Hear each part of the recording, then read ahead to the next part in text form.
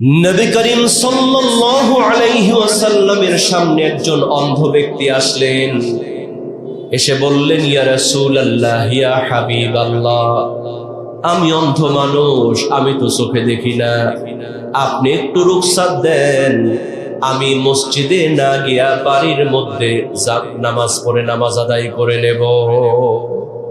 আল্লাহর নবী বললেন, তুমি অন্ধ, চোখে দেখো না, ঠিক আছে, তুমি বাড়িতেই নামাজ আদায় করো। অন্ধ ব্যক্তি যেতে শুরু করলেন। আল্লাহর নবী আবার তাকে ডাক দিয়া বললেন, ও অন্ধ ব্যক্তি, শোনো, তুমি চোখে দেখো না, কিন্তু তুমি যখন মসজিদ থেকে আজান হয়, আজান কি তুমি শুনতে পাও? অন্ধ ব্যক্তি বললেন, ইয়া রাসূলুল্লাহ, ইয়া হাবিবাল্লাহ, আমি চোখে দেখি না, কিন্তু আমি কানে শুনি। মসজিদ থেকে আজান যখন হয়, আমি কিন্তু আজান শুনতে পাই। আল্লাহর নবী বললেন, সাহাবী শোনো, তুমি যেহেতু আজান শুনতে পাও, তোমার বাড়িতে নামাজ পড়া যাবে না, মসজিদে এসে তোমাকে নামাজ আদায় করা লাগবে। অন্ধ ব্যক্তি, তাকেও নবীজি রুখসাত দেয় নাই যে তুমি বাড়িতে নামাজ আদায় করো, তুমি মসজিদে এসে জামাতের সাথে তুমি নামাজ আদায় করো। সম্মানিত হাজিরিন,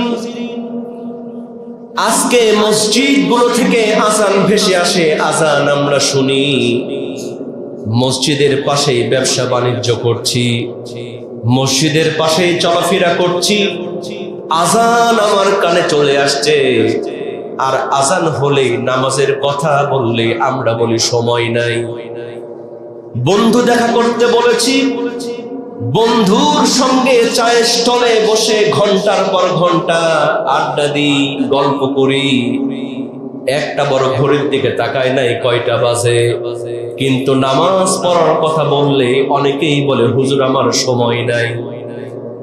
বিশ্বাস করেন মুসলমান, যে ব্যক্তি আজান শোনার পরেও মসজিদে আসে না, অলসতা করে নামাজকে ছেড়ে দেয়, আল্লাহ নবীজি বললেন, যত ইবাদত করুক না কেন, ফাওয়াইলুল লিল মুসাল্লিন, ও মাঝে মাঝে নামাজ পড়ে, ওটাই হলো জাহান্নামী। নামাজটা আপনার ইচ্ছা মতো হবে না। ইন্নাস সালাতা কানাত আলাল মুমিনিনা কিতাবাম মাওকুতা, যখন নামাজের সময় হবে, দুনিয়ার সব কাজ ছেড়ে দিয়ে আপনাকে নামাজের সময় নামাজ আদায় করতে হবে। কারণটা হলো, নবী করিম সাল্লাল্লাহু আলাইহি ওয়াসাল্লাম এই যে নামাজ কায়েম করেছেন, সাহাবাদেরকে জামাতের মধ্যে নামাজ আদায় করার প্র্যাকটিস করিয়েছেন। এই জামাত কিন্তু এমনে এমনে আসে নাই, এই নামাজ কিন্তু মুসলমান এমনে এমনে কায়েম হয় নাই। কারণটা হলো, বিশ্বনবী মুহাম্মদুর রাসূলুল্লাহ সাল্লাল্লাহু আলাইহি ওয়াসাল্লাম তিনি যখন মৃত্যুর সময়ে চলে গেলেন, আল্লাহর নবীজির প্রচন্ড মাথা ব্যথা, হুজুর একবার বেহুশ আর একবার হুঁশ, কিছুই বুঝতে পারে না, একবার হুঁশ ফেরে জ্ঞান ফিরে আবার জ্ঞান হারায় ফেলে। আল্লাহর নবীজির এমন যখন অবস্থা, প্রচন্ড মাথা ব্যথা যন্ত্রণা, আল্লাহর নবীজি জ্ঞান হারায় ফেলেছেন, এমন সময় এশার নামাজের সময় হয়ে গেল। সাহাবারা মসজিদে নববীর মধ্যে আল্লাহর নবীজির জন্য অপেক্ষা করতেছে। হুজুরের জ্ঞান ফিরে না, এখন আল্লাহর নবীজির জ্ঞান ফিরছে না, এজন্য কি নামাজটাকে ডিলে করা যাবে?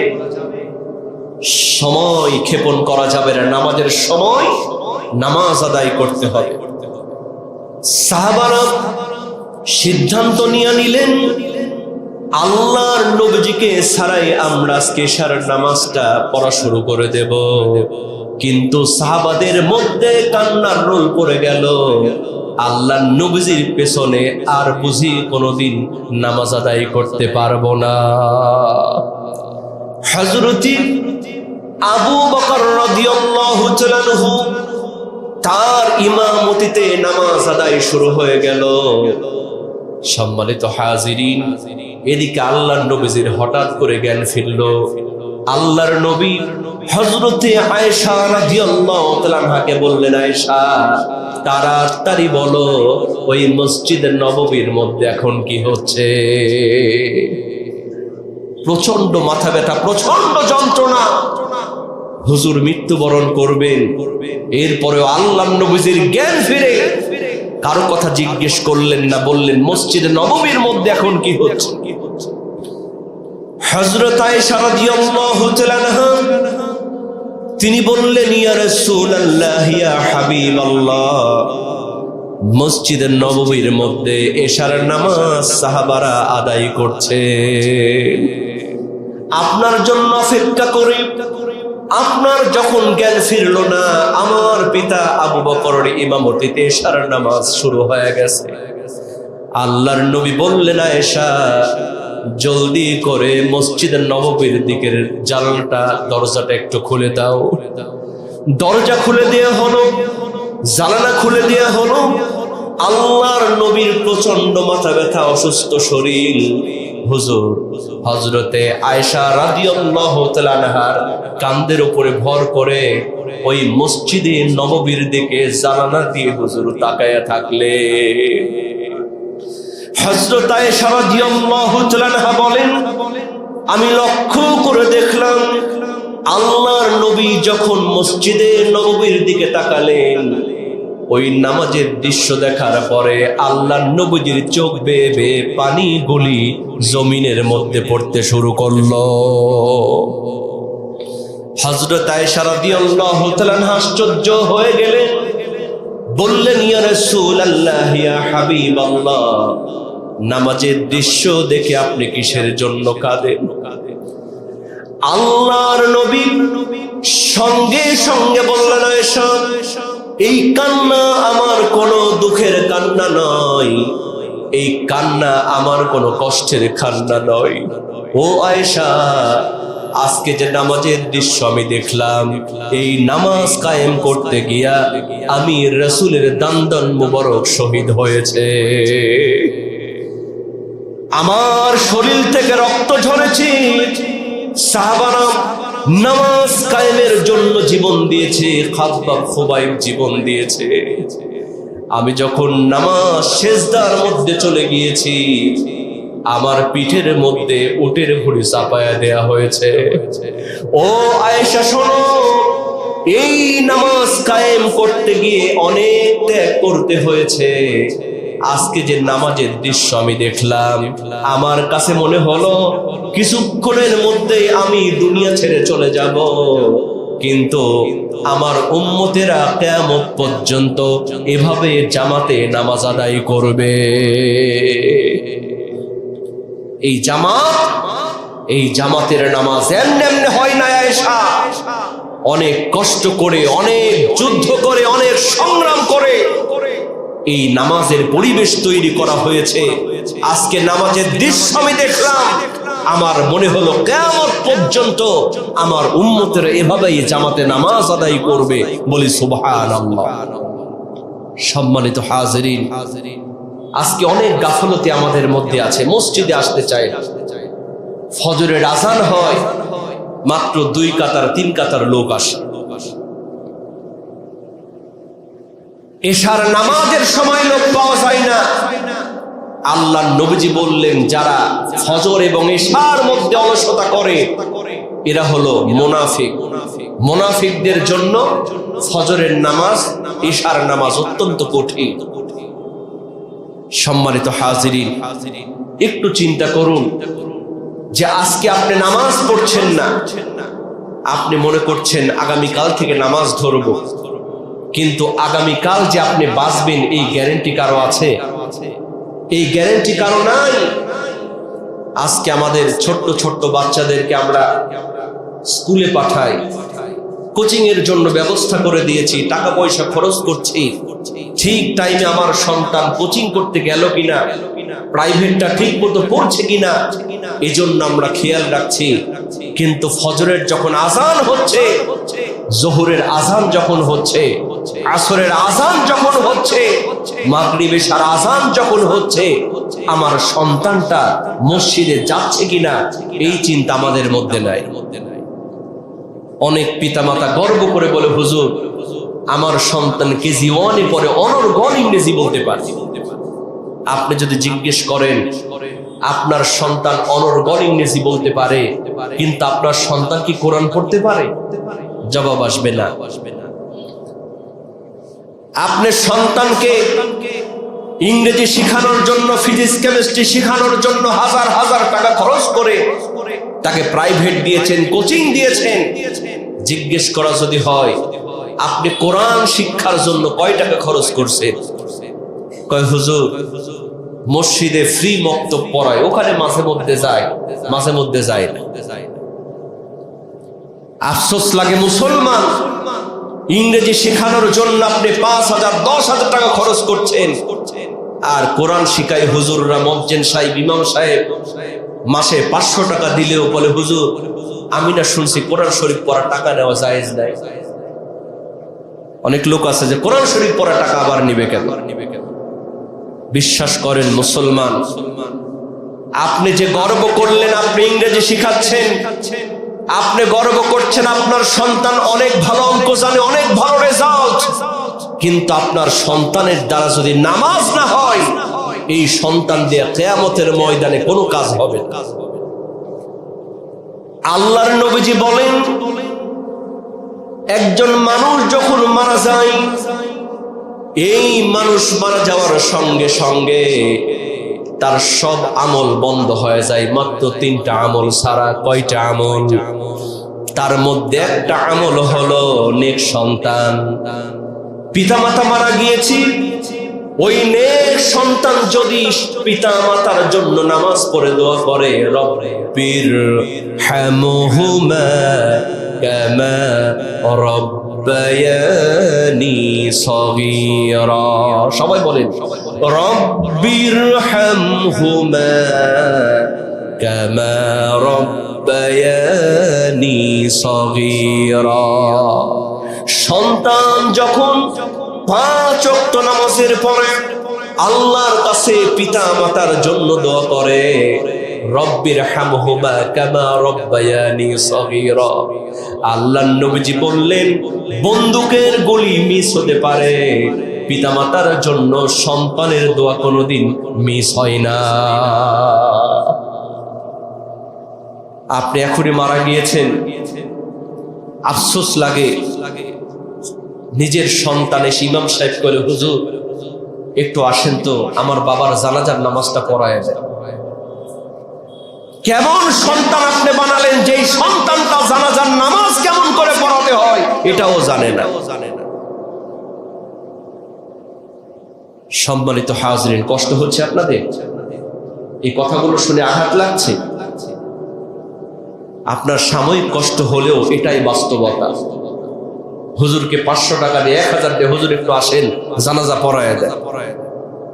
নিজের সন্তান পিতামাতার জন্য জানাজার নামাজে দাঁড়ায়, আল্লাহুম্মা গফিরলি হাইয়িনা ওয়া মাইয়িতিনা ওয়া শাহিদিনা ওয়া গায়িবিনা ওয়া সগীরিনা ওয়া কাবীরিনা ওয়া যাকারিনা ওয়া উনসানা, এই দোয়াগুলি যখন করবে, বিশ্বাস করেন সন্তানের মধ্যে যে ফিলিংস হবে, হুজুরকে লক্ষ টাকা দিলেও ওই হুজুরের ওই ফিলিংস আসবে না। কেন আসবে? হুজুর তার দায়িত্ব সে পড়িয়ে দিচ্ছে, কিন্তু সন্তান যখন দোয়া করবে, সেই দোয়াটা অন্তর থেকে চোখের পানির সঙ্গে মিশ্রিত হয়ে বের হবে, আল্লাহর আরশ পর্যন্ত কেঁপে উঠবে। সম্মানিত হাজরিন, যাদের সন্তান আছে কিন্তু সন্তান নামাজ পড়ে না, জানাজা পড়াতে জানে না, তাদের মতো হতভাগা আকাশ আর জমিনের মধ্যে কেউ নাই। এমন একটি ঘটনা আছে, এক লোকের 3টা সন্তান। একজন সন্তান ডাক্তার হয়েছে, আরেকজন সন্তান ইঞ্জিনিয়ার হয়েছে, আর সবচেয়ে ছোট সন্তান সে একটু প্রতিবন্ধী, জন্ম থেকে পাটা ন্যাংরা। পিতামাতা চিন্তা করেছে, আমার ছোট্ট ছেলে ন্যাংরা প্রতিবন্ধী সন্তান, এর ডাক্তার ইঞ্জিনিয়ার বানানোর দরকার নাই, ওরে ধরে মাদ্রাসায় দিয়ে দাও। কোথায় দাও? দেখবেন যে যে ছেলেটা একটু হাবা বোবা ন্যাংরা করা এর দিয়ে মাদ্রাসায় দেয়। আলহামদুলিল্লাহ এখন অনেক ভালো ভালো পরিবার থেকে মাদ্রাসায় পড়ছে, কোরআনের হাফেজ হচ্ছে। কিন্তু একটা সময় ছিল যত গরিব খাওয়াতে পারে না দেশ সব মাদ্রাসায়, মানে মাদ্রাসায় গেলে ফ্রি খাওয়া, এরকম একটা টেন্ডেন্সি একটা সময় ছিল। এক সন্তানকে ডাক্তার বানিয়েছে, আর এক সন্তানকে ইঞ্জিনিয়ার বানিয়েছে, আর সেই প্রতিবন্ধী সন্তান তাকে বানিয়েছে কোরআনের হাফেজ। সুবহানাল্লাহ বলবেন না? কিন্তু এই পিতা যখন বৃদ্ধ বলিত হয়েছে, যায় যায় অবস্থা, হঠাৎ তার চিন্তা হলো, আচ্ছা আমার সন্তান বড় ছেলেকে অনেক কষ্ট করে অনেক টাকা পয়সা খরচ করে আমি ডাক্তার বানিয়েছি, মেজ সন্তানকে আমি ইঞ্জিনিয়ার বানিয়েছি, কিন্তু প্রতিবন্ধী সন্তান এর জন্য তো তেমন টাকা পয়সা খরচ হয় নাই, লিল্লাহ বোর্ডিং এর লিল্লাহ ফান্ডকে সে কোরআনের হিফজ করেছে। আজকে দেখি তো আমার মৃত্যুর সময় কোন সন্তান আমার বেশি কাজে আসে। সুবহানাল্লাহ বলবেন না? মাঝে মধ্যে একটু চিন্তা করে, জীবনে অনেক টাকা পয়সা নষ্ট করেছেন, অনেক ব্যাংক ব্যালেন্স করেছেন সন্তানের জন্য, একটাবার চোখ বন্ধ করে চিন্তা করেন যে আমি এই যে এত অর্জন করলাম, এত কিছু করলাম, আমি যদি মারা যাই আমার এগুলো কতখানি কাজে আসে। এই বৃদ্ধ পিতা তার চিন্তা হয়েছে, আমি আজকে জিজ্ঞেস করব, দেখি তো আমার মৃত্যুর সময় আমার কোন সন্তান কেমন করে আমার কাজে আসে, কি আমার জন্য করতে পারে।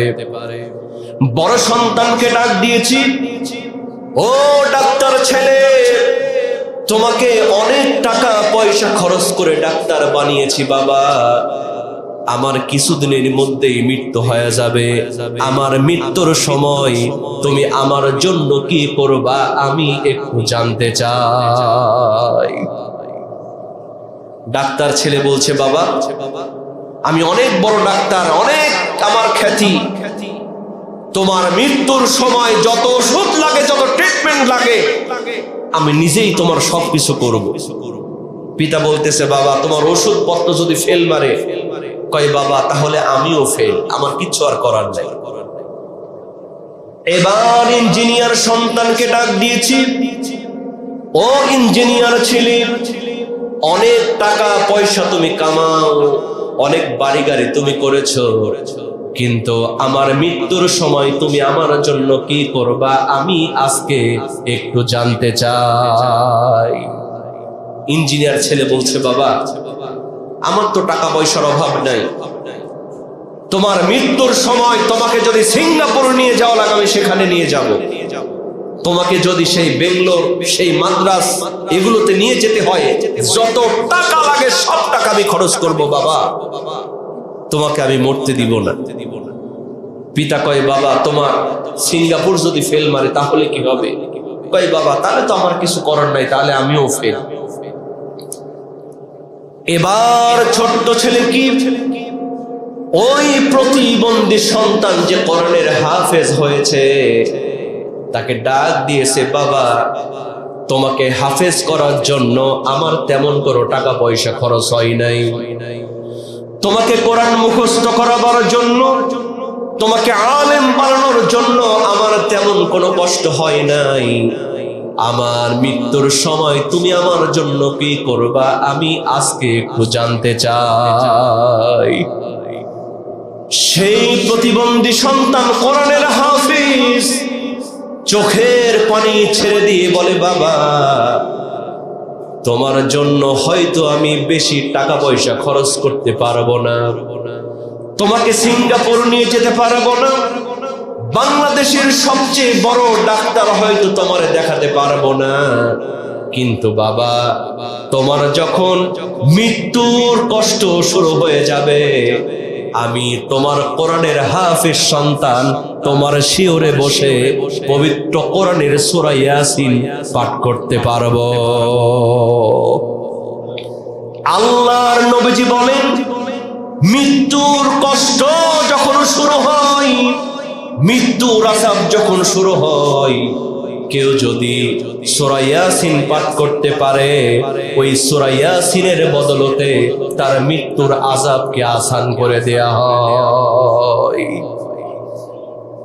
ছোট্ট সন্তান বলতেছে, বাবা শুধু তাই নয়, তোমার মৃত্যু যদি হয়ে যায়, এলাকাতে ইমাম সাহেব ভাড়া করে জানাজা পড়ানোর জন্য আনতে হবে না, দোয়া করার জন্য হুজুর ভাড়া করা লাগবে না বাবা, আমি তোমার জানাজার নামাজটা পড়ায় দেব, আর বাবা নিজ হাতে আমি তোমার লাশটা কবরের মধ্যে রাখবো।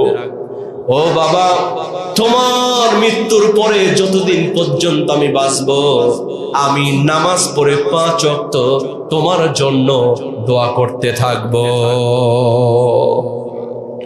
এই কথা শুনে এই বৃদ্ধ পিতা বুঝতে পেরেছে, আমার মৃত্যুর সময় ওই ডাক্তার ইঞ্জিনিয়ার কোনো আজকে প্রয়োজন হবে না, আমার পরকালীন জিন্দেগির জন্য, আমার জানাজার জন্য আজকে আমার পরনের হাফেজ সন্তানটা সবচেয়ে বেশি দরকার। সম্মানিত হাজিরিন, বিশ্বাস করে সময় গেলে সাধন হবে না। যাদের বিশেষ করে সন্তান আছে, ছেলে সন্তান, যাদের বিশেষ করে ছেলে সন্তান আছে, আজ থেকে নিয়ত করেন আপনার সন্তানকে আপনি নামাজি বানাবেন, আপনার সন্তানটাকে আপনি কোরআন শিখাবেন। আমি বলছি না যে সন্তানকে সবাইকে হুজুর বানাতে হবে, এটাও বলছি না।